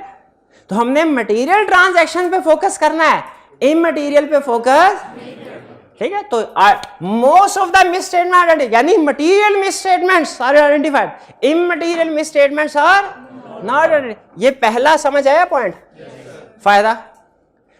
फिर इसके बाद असिस्ट इन सेल और परचेज ऑफ बिजनेस, ठीक है? कई साल पहले कुछ लोग आए पाकिस्तान में पेटीसेल को बाय करने के लिए, कुछ फॉरेन कंपनीज थे, गवर्नमेंट को जरूरत थी, इत्सलात कंपनी ने उसको बाय किया था। जो बाहर का इन्वेस्टर आया ना इंटरनेशनल, उसने कहा मैं पेटीसेल बाय कर लूं, ठीक है बाय करने को तैयार हूं, पाकिस्तान को पैसे की जरूरत है। उन्होंने कहा लेकिन कितने में बाय करना है, ये फाइनेंशियल स्टेटमेंट देख के बताएंगे। पीटीसीएल की फाइनेंशियल स्टेटमेंट बनी, उन्होंने कहा नहीं अभी नहीं, इसका ऑडिट भी करवाएं। इसका अगर ऑडिट करवाएंगे हमारी रिलायंस बढ़ जाए, क्योंकि आईटी इंडिपेंडेंट पर्सन है ना। अब ये गवर्नमेंट ओन्ड ऑर्गेनाइजेशन है पीटीसीएल। उन्होंने कहा हमें क्या पता आपने फाइनेंशियल स्टेटमेंट को ओवरस्टेट किया हुआ एसेट्स को, ताकि हमसे ज्यादा पैसे ले ले। जब तक एक इंडिपेंडेंट पर्सन ऑडिटर इसको चेक नहीं करता ना, हम बोली नहीं लगाएंगे। फिर उसका ऑडिट हुआ, ऑडिटर फिर उसको देख के तो उन्होंने अमाउंट डिसाइड की कि जी इस अमाउंट पे हम शेयर खरीदेंगे। तो मुझे बताइए, जब बिजनेस को सेल परचेज करना हो तो उसमें ऑडिट काम आता है कि नहीं आता? ये ऑडिट के फायदे हैं, उसमें भी ऑडिट काम आता है। Assistant grant of loan, bank के पास लोन लेने के लिए चले जाए, बैंक लोन देगा? फाइनेंशियल स्टेटमेंट्स देख के। क्यों भला? फाइनेंशियल पता चले भाई, बैंक जब लोन देता है, आपको पता है, आपने कैफ 7 में ये भी पढ़ा होगा अगर पढ़ा, वरना आप कॉमन सेंस में भी पता होगा कि बैंक से लोन लेते हैं ना, बैंक कहता है सिक्योरिटी के तौर पे कुछ लिखवाओ। तो जितनी ज्यादा आपके पास एसेट्स होंगे ना, बैंक उतना ज्यादा लोन देगा, और जितने कम उतना कम लोन। तो आपका क्या ख्याल है प्रैक्टिकली क्या होता होगा? कंपनी कहती है ये 100 मिलियन के मेरे एसेट्स है, बैंक उसको 70 मिलियन का लोन दे देता होगा। बैंक क्या कहता है?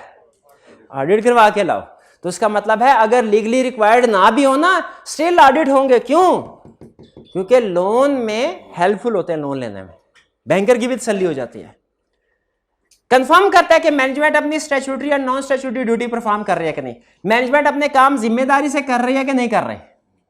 अगर कहीं पे गड़बड़ हो, फॉर एग्जांपल कोई बड़ा फ्रॉड हो, बड़ा फ्रॉड कह रहा हूं, छोटा नहीं कर रहा, और ऑडिटर आइडेंटिफाई कर ले, तो पता चल जाता है मैनेजमेंट अपनी ड्यूटी सही तरीके से परफॉर्म नहीं कर रहे। ये रोल है ना मैनेजमेंट का एक, कि एजेंट है, शेयर होल्डर की इंस्ट्रक्शंस के मुताबिक काम करना है। अगर मैनेजमेंट एयरलाइन की बजाय किसी और बिजनेस में पैसा इन्वेस्ट कर रही हो, ऑडिटर को पता चल जाएगा कि नहीं पता चल जाएगा? चल, जब चेक ही करेगा वो बता देगा कि मैनेजमेंट अपनी ड्यूटी सही परफॉर्म नहीं कर रहे। ठीक। और last, identify weakness. Internal control में वीकनेसेस आइडेंटिफाई हो जाती है। क्या आइडेंटिफाई हो जाता है? ये क्या पढ़े हमने? किसके? ऑडिट के। मुझे बताइए यहां पे थोड़ी देर रुक के, क्या आपको ये पता चल गया ऑडिट में कितनी पार्टीज हैं, वो कैसे एक दूसरे से कनेक्टेड है, ये पता चल गया? ठीक है। अच्छा, क्या ये पता चल गया कि ज्यादातर कंट्रीज में ऑडिट रिक्वायर्ड बाय लॉ है? जब ऑडिट रिक्वायर्ड बाय लॉ हो, जो चीज भी रिक्वायर्ड बाय लॉ हो ना, उसे कहते हैं स्टैट्यूटरी, और जो नॉट रिक्वायर्ड बाय लॉ हो, नॉन स्टैट्यूटरी। मुझे बताइए, ऑडिट इसलिए तो करवाए जाते हैं, स्टैट्यूटरी ऑडिट तो करवाए जाते हैं दुनिया में, क्या दुनिया में नॉन स्टैट्यूटरी ऑडिट करवाया जाता है? क्यों करवाए जाते हैं नॉन स्टैट्यूटरी ऑडिट? जैसे सोल प्रोप्राइटरशिप है, ऑडिट रिक्वायर्ड बाय लॉ नहीं है। पार्टनरशिप है, ऑडिट रिक्वायर्ड बाय लॉ नहीं है। एनजीओज वगैरह है, audit required by law normally नहीं है। कंपनीज के केस में, बड़ी company, audit required by law है। तो याद रखिए, ऑडिट इस वजह से भी करवाए जाते हैं क्योंकि रिक्वायर्ड बाय लॉ है, लेकिन रिक्वायर्ड बाय लॉ ना हो फिर भी करवाए जाते हैं। ये बेनिफिट्स है। कुछ को समझ आई? अब इसमें एक लफ्ज मैं आपको नहीं समझा रहा, क्या भला, जो आपको समझ नहीं आया? कौन सा लफ्ज समझ नहीं आया भला? Internal control. शाबाश। इसको ना अगर फुड़काना है ना, तो 1-2 मिनट में मैं फुड़का सकता हूं, लेकिन अगर समझाना है तो ये पूरा डायग्राम खोल के एक एक लफ्ज के साथ आपको एक्सप्लेन करना पड़ेगा। फिर कल पे रख ले, ठीक है जी। चलिए, मुझे ये बताइए, ये क्लियर हो गया आपको? अच्छा, अब ऐसा करते हैं, मैं ये तसल्ली करने के लिए, कितना टाइम रह गया मेरे भाई? 10 मिनट है, बिल्कुल शाबाश जी। ये तसल्ली करने के लिए ऑन करवा दीजिए। ये तसल्ली कर, ये तो हमारा आज का कंसेप्ट हुआ ना, पहले तो डेमो दिया था, अब हम आपका रियल में क्विज कंडक्ट करवाने जा रहे हैं, और इस क्विज में जो टॉप 5 स्टूडेंट होंगे उनको 50 रुपए का प्राइज मिलेगा। आप तैयार हैं? आपको मैं 3 मिनट दे रहा हूं, आपके जो नोट्स प्रोवाइड किए गए हैं, अच्छा आपने कोई बुक वगैरह अभी बाय नहीं करनी, कुछ भी नहीं करना, क्लास जो जिस चीज की जरूरत होगी मैं प्रोवाइड करूंगा।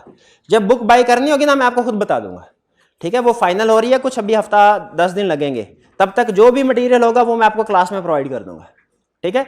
आपको भी मटेरियल प्रोवाइड किया गया होगा, बुक चैप्टर्स में कुछ कंसेप्ट्स होंगे, उसमें लर्निंग ऑब्जेक्टिव 1 देखें, जो ये वाला कंसेप्ट है ना, हमने अभी पढ़ा है, आपने उसको रीड करना है। आपके पास 3 मिनट है, जितना पढ़ सकते हैं इसको पढ़ लें। 3 मिनट के बाद इसी में से क्विज होगा।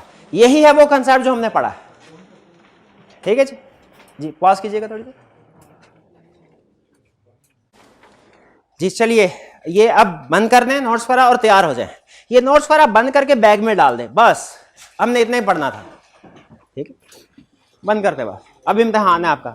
मोबाइल अपने सामने रखें, फिर से आ जाइए कहां पे, menti.com पे। अब की बार कोड डिफरेंट, क्योंकि अब क्विज डिफरेंट हो गया ना, अब की बार कोड डिफरेंट है।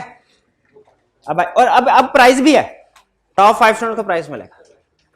आपने जाना है menti.com पे, MENTI, और कोड एंटर करना है अब की बार 16800620 16800620। जी ये कोड एंटर कीजिए, शाबाश, जल्दी से शाबाश शाबाश।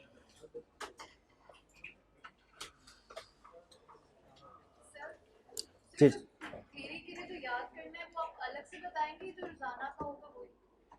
जी, जो आपने याद करना है, आपको माइंड मैप आज के लेक्चर का मिला है, इसमें से जो कुछ आपने पढ़ा है वो आपने याद करना, वही है चीज जो आपकी याद करने वाली है।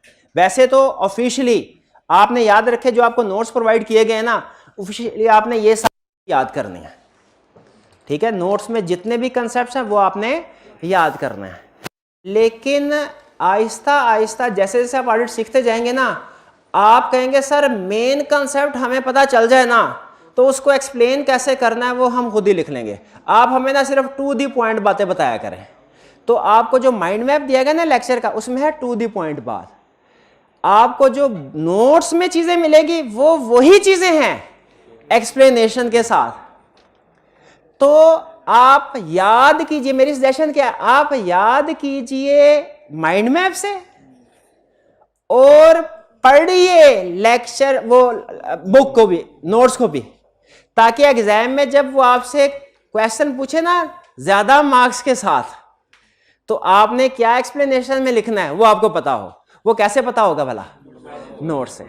तो बेसिकली यूं समझ लीजिए कि mind map is equal to summary of notes to be memorised, जो आपने याद करें। पूरे के पूरे नोट्स मेमोराइज करना ना हर स्टूडेंट के बस की बात नहीं होती। कुछ स्टूडेंट कर लेते हैं, कुछ नहीं करते। तो कहते हैं सर हमें वो चीज बताइए जो हम याद करनी है सर। ठीक है, तो अगर आप सारी की सारी चीज, आपका रटा इतना अच्छा है कि आप सारी बुक को याद कर सकते हैं, तो आप माइंड मैप की आपको जरूरत नहीं है, आप सिर्फ नोट्स पे जाइए। लेकिन अगर आपको रटा लगाने में कोई प्रॉब्लम, आप चाहते हैं रटा लगाए तो सही, लेकिन कम से कम, तो फिर आपने याद करना है माइंड मैप से, लेकिन बुक को रीड जरूर कर लेना है, वरना क्वेश्चन आपको आधे नंबर मिलेंगे, क्योंकि एक्सप्लेनेशन बुक में मौजूद है। ये बात समझ आ गई? चलिए अच्छा, अब आते हैं हम, जी जी, ऑडिट। ये देखें किस कंपनी के लिए रिक्वायर्ड है, ये सीला का टॉपिक है, हम उसको भी डिस्कस नहीं करते अभी। सिर्फ इतना ध्यान में रखें, बड़ी कंपनीज के लिए ऑडिट रिक्वायर्ड। ये आगे चल के हम पढ़ेंगे, एक चैप्टर में डिस्कशन आएगी, वहां पे इसको डिटेल डिस्कस करेंगे। चलिए अब मुझे बताइए, क्या आप आगे हैं? आपके मोबाइल पे ये डिस्प्ले आ गया? लेक्चर स्टार्ट करें। नाम अभी आगे पूछ लेगा नाम। ये ला हाउ टू प्ले, अब ये आपको पता है कि कैसे प्ले करना है। menti.com पे जाना है आपने, जो कोड ऊपर लिखा हुआ है 16800620, इसको एंटर करना। एंड इसके बाद 9 क्वेश्चन होंगे, मेरा ख्याल है 9 क्वेश्चन आए हैं शायद, एक दो, मेरा ख्याल एक दो ज्यादा होंगे, बाद में मैंने ऐड किए थे, 11 होंगे शायद।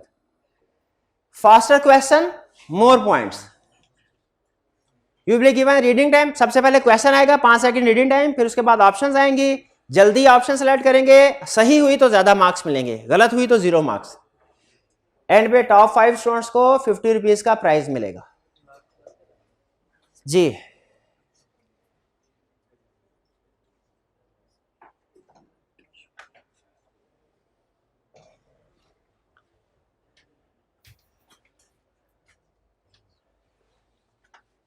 जी, मेरा ख्याल है काफी स्टूडेंट्स आ गए हैं, 113 हो गए। स्टार्ट करें अब इसको, तैयार है? ये पहला क्वेश्चन आपका,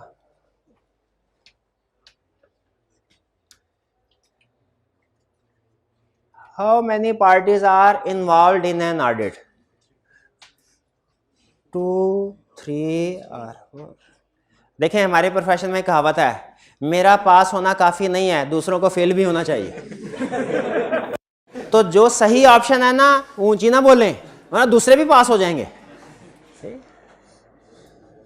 बिल्कुल 3 कौन कौन सी पार्टीज हैं? कौन कौन सी पार्टीज हैं? 3 ऑडिट, शेयर होल्डर, मैनेजमेंट और ऑडिटर। शाबाश। शेयर होल्डर मैनेजमेंट में हो सकते हैं, मैनेजमेंट शेयर होल्डर में हो सकते हैं, लेकिन ऑडिटर इंडिपेंडेंट होता है दोनों से। आगे चले जी। सेकंड क्वेश्चन ये रहा आपके सामने। वो अपॉइंट्स ऑडिटर, ऑडिटर को कौन अपॉइंट करता है? मैनेजमेंट मैनेजमेंट अपॉइंट कर।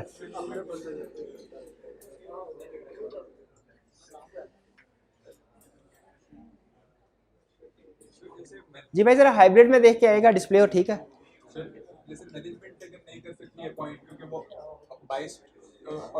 बिल्कुल नहीं, देखिए शेयर होल्डर्स अपॉइंट करेंगे, मैनेजमेंट अपॉइंट नहीं, क्योंकि पैसा शेयर होल्डर का लगा हुआ है ना, उनका राइट है कि वो इंडिपेंडेंट पर्सन को चेकिंग के लिए अपॉइंट करे। मैनेजमेंट तो अपनी पसंद के बंदे को ही अपॉइंट कर लेगी जो उनके हक की बात करेगा। शाबाश, ये कंसेप्ट भी ठीक। आगे चलते हैं।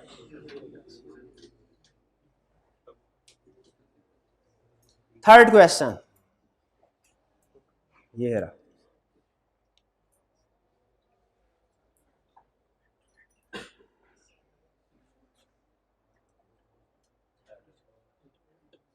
नहीं आ जाएगा बेफिक्र है।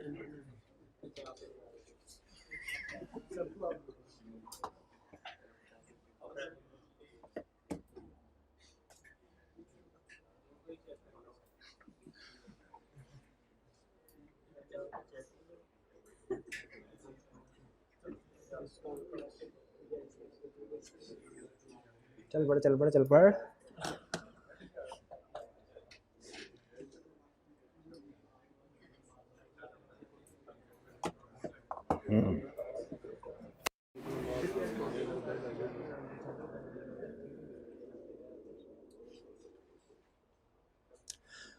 What is responsibility of auditor?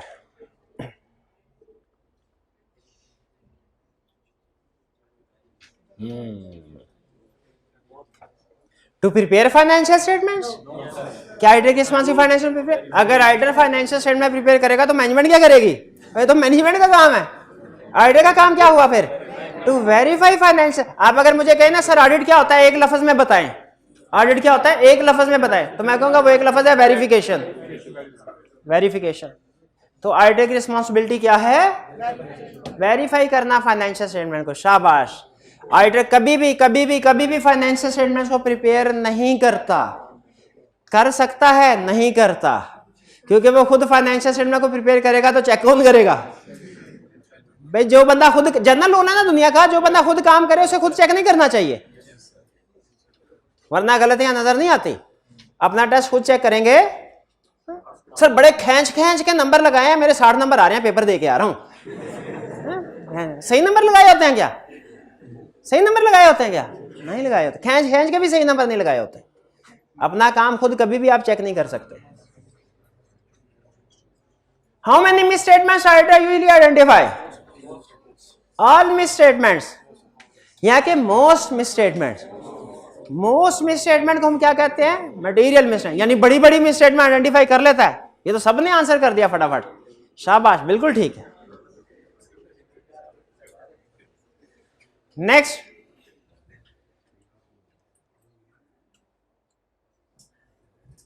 if auditor is also a shareholder of the company, is auditor independent of that company?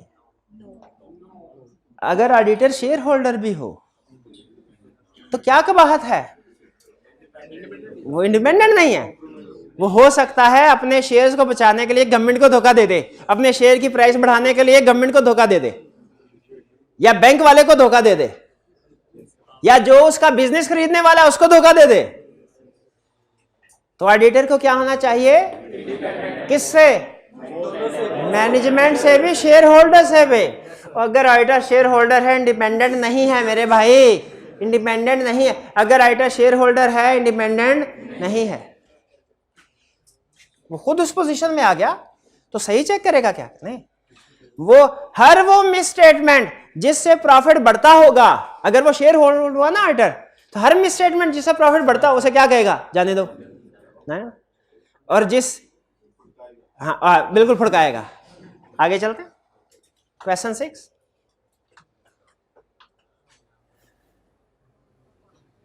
If wife of auditor is chief executive in company, is the auditor independent of that company? Independent नहीं है, पक्की बात है। हाँ, अब exam में आ गया if spouse of auditor is chief executive, तो स्टूडेंट कहेंगे सर ये तो आउट ऑफ सिलेबस क्वेश्चन आ गया है, ये तो आपने पढ़ाया ही नहीं, आपने तो वाइफ वाला क्वेश्चन कराया, स्पाउस वाला तो कराया ही नहीं। भाई ये इंग्लिश का मसला है, ये ऑडिट का मसला नहीं, ये मेरी गलती थी क्या? ये इंग्लिश की गलती थी आपकी। तो ऑडिटर इंडिपेंडेंट है क्या? नहीं इंडिपेंडेंट, नहीं इंडिपेंडेंट।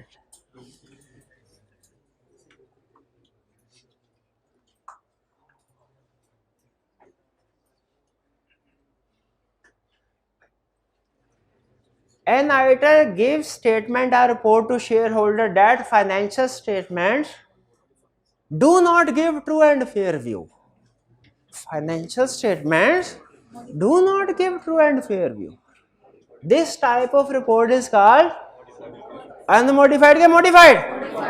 Modified, शाबाश, modified, ठीक है।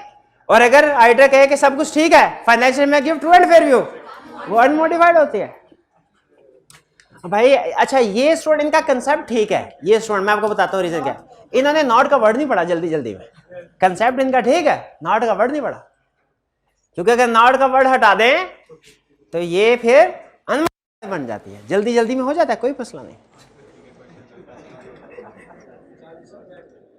40 रुपए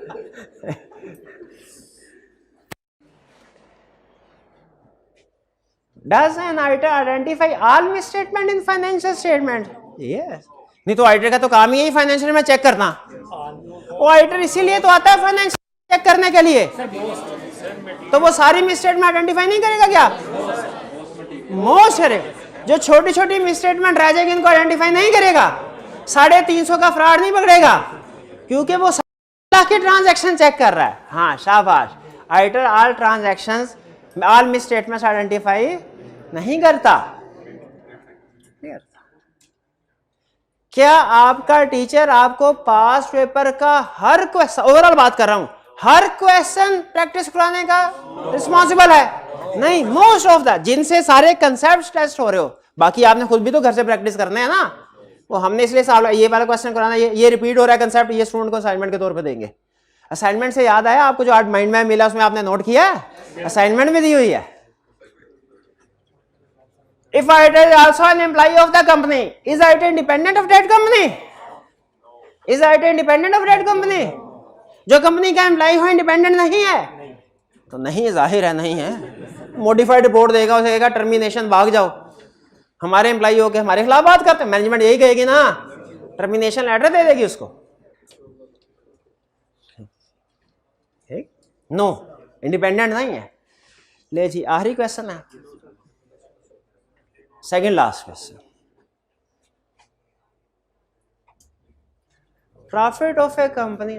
अच्छा मैं रूल बता दूं, हमारे रूल बनाया हुआ है, प्रॉफिट का 5% मटेरियल होता है, 5% या उससे ज्यादा, प्रॉफिट का 5% से नीचे होना तो इमटेरियल होता है, ये रूल बताया आपको जल्दी जल्दी।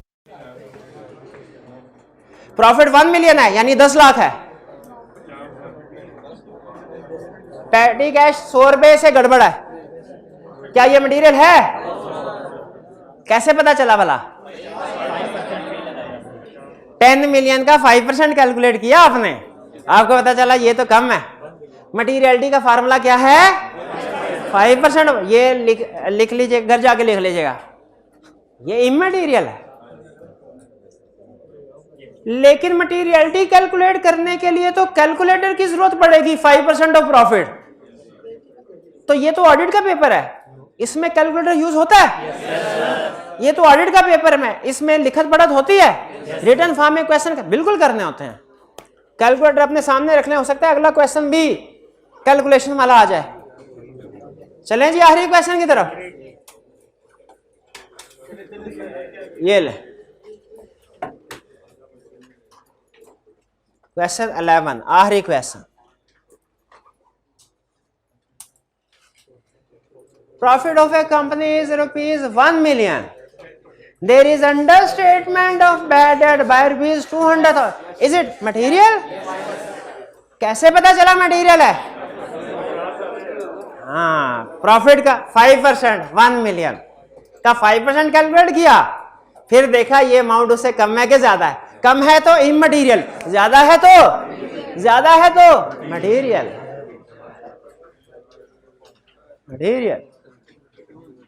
तो ये इमटेरियल है कि मटेरियल?